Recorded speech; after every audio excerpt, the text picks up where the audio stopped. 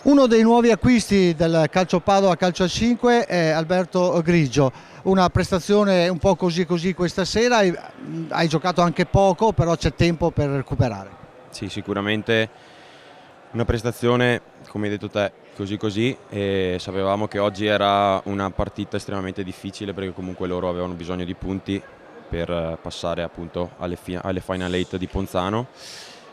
E sono arrivato questa settimana, quindi insomma c'è tutto il tempo, come hai detto te, di crescere e di inserirmi in squadra, ecco. Senti, come ti sei trovato allora con il tuo arrivo in qualità di nuovo acquisto? Devi dare un po' una svolta a questa squadra.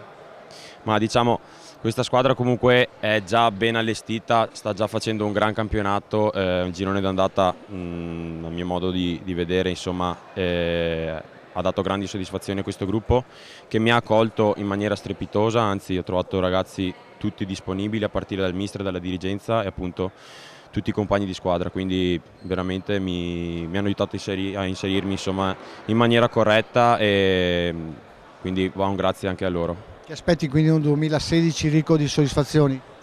Sì, speriamo appunto che col 2016 si possa continuare questo cammino e appunto speriamo di toglierci grandissime soddisfazioni con questo gruppo. Dimentichiamo in fretta quindi questa serata. Sì, certamente, assolutamente sì. Speriamo appunto che con le Final 8 di Ponzano e con l'inizio del nuovo campionato questa partita si possa dimenticare e si cominci con la marcia giusta e il prossimo impegno, insomma.